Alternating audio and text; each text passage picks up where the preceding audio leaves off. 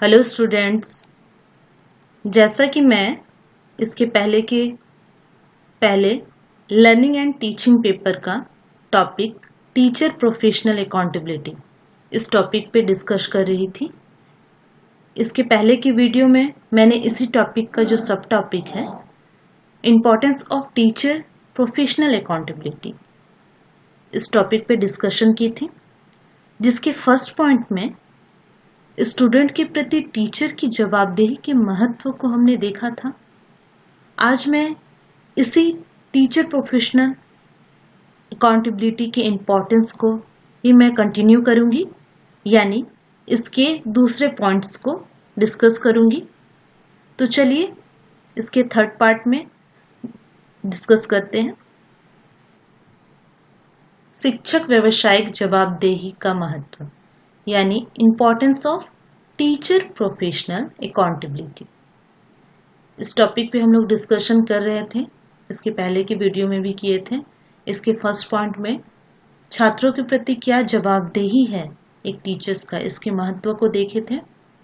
आज हम लोग इसी टॉपिक का दूसरा पॉइंट देखेंगे, अभिभावकों के प्रति जवाबदेही, यानी अकाउंटेबिलिटी टूवर्ड्स पेरेंट्स।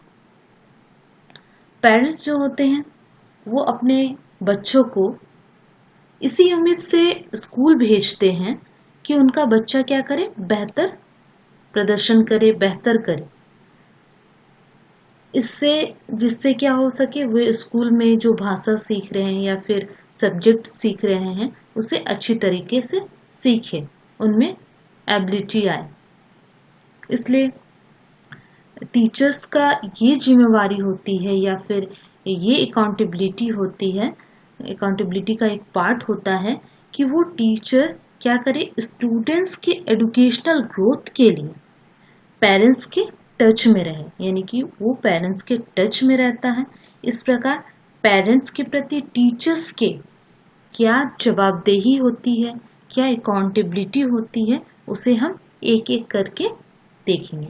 फर्स्ट है बच्चों के प्रदर्शन के बारे में नियमित जानकारी प्रदान करना, यानी providing regular information about child performance. Parents क्या होते हैं, आमतौर पर ये नहीं जानते हैं कि क्लासरूम में उसके बच्चे किस प्रकार का रेगुलर परफॉर्मेंस करता है या कर रहा है। इसलिए टीचर की प्रोफेशनल अकाउंटेबिलिटी ये बनती है, यानी कि व्यावसायिक जवाबदेही ये बनती है कि वे पेरेंट्स को उनके जो स्टूडेंट्स हैं उनके परफॉर्मेंस के बारे में रेगुलर क्या करें, पेरेंट्स को इन्फॉर्म करें। इससे क्या होगा, जो भी प्रॉब्लम होगी स्टूडेंट्स की वो शुरुआत में ही पता चल जाएगा उस स्टूडेंट्स के प्रॉब्लम का, और उसे एक मीटिंग के द्वारा, पेरेंट टीचर मीटिंग के द्वारा या डिस्कशन के द्वारा उन प्रॉब्लम को सॉल्व किया जा सकेगा या फिर करेक्ट किया जा सकेगा। नेक्स्ट देखते हैं।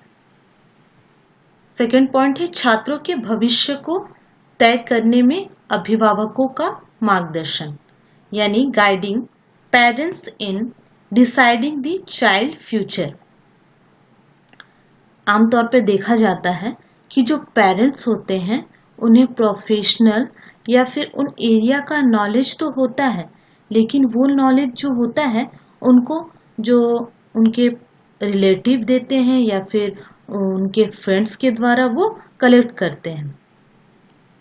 तो प्रेजेंट में देखा जाए तो प्रोफेशनल एरिया का बहुत ही विस्तार हो रहा है, यानी कि पेरेंट्स जो होते हैं क्या करते हैं, वो इसे लिमिटेड प्रोफेशनल एक्सपीरियंस के जरिए या फिर नॉलेज के जरिए बच्चों के भविष्य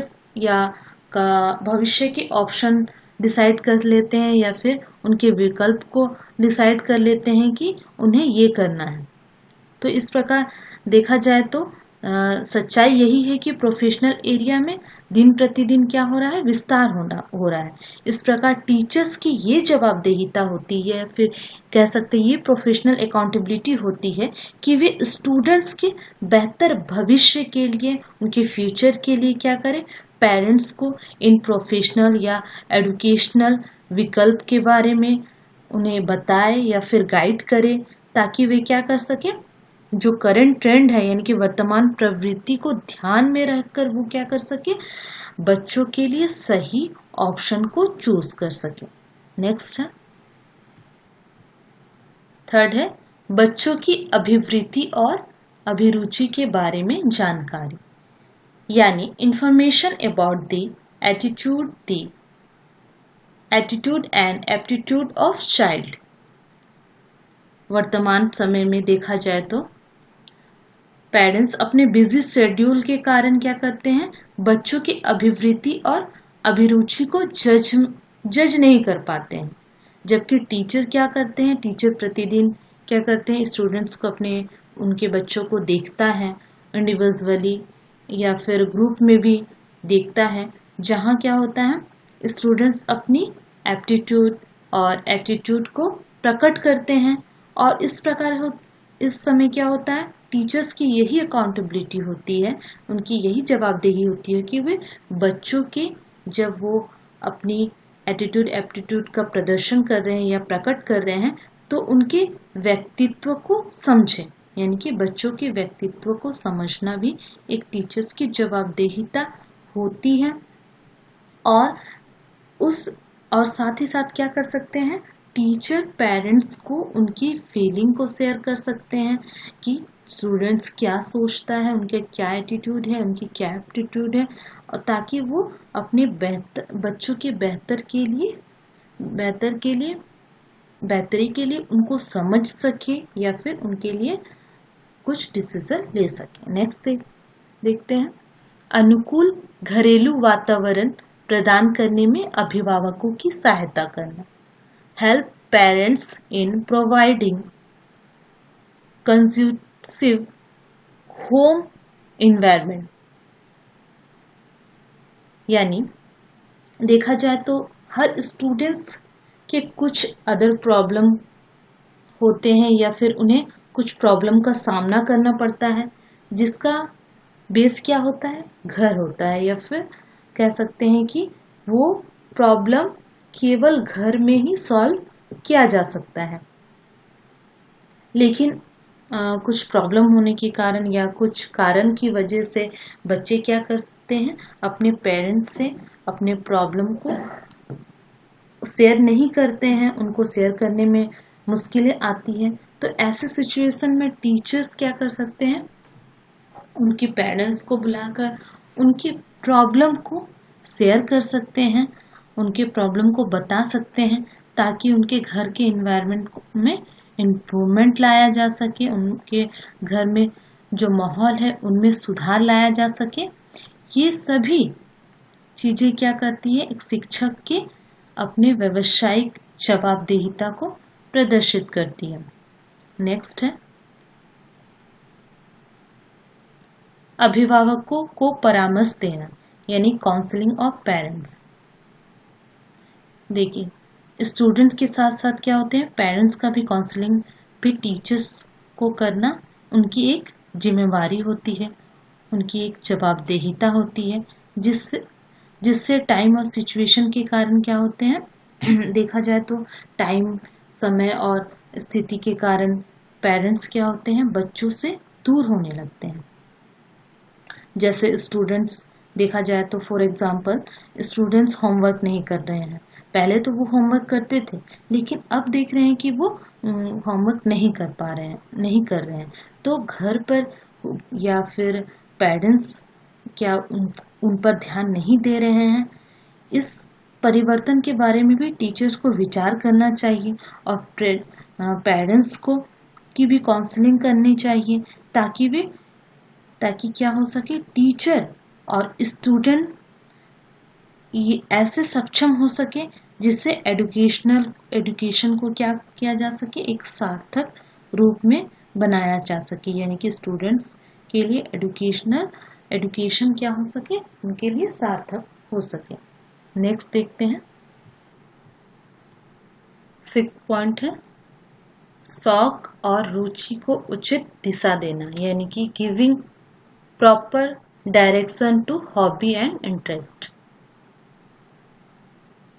अधिकांश देखा जाता है कि पेरेंट्स क्या करते हैं, अपने बच्चों के हॉबी और इंटरेस्ट को वेस्ट ऑफ टाइम समझते हैं, यानी कि ये बेकार है और समय बर्बाद करना है, ये कहते हैं।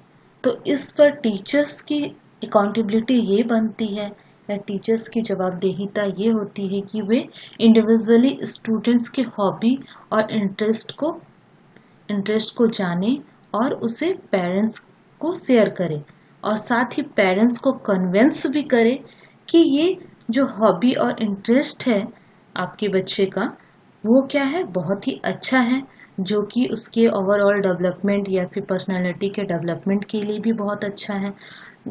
और साथ ही टीचर क्या करे, पेरेंट्स को स्टूडेंट्स की बेहतरी के लिए विभिन्न डायमेंशन को बता सकते हैं, विभिन्न आयामों को बता सकते हैं, ताकि स्टूडेंट्स का और भी क्या हो सके, क्रिएटिव, और स्टूडेंट्स और भी ज़्यादा अधिक क्रिएटिव भी हो सके और टैलेंटेड भी हो सके।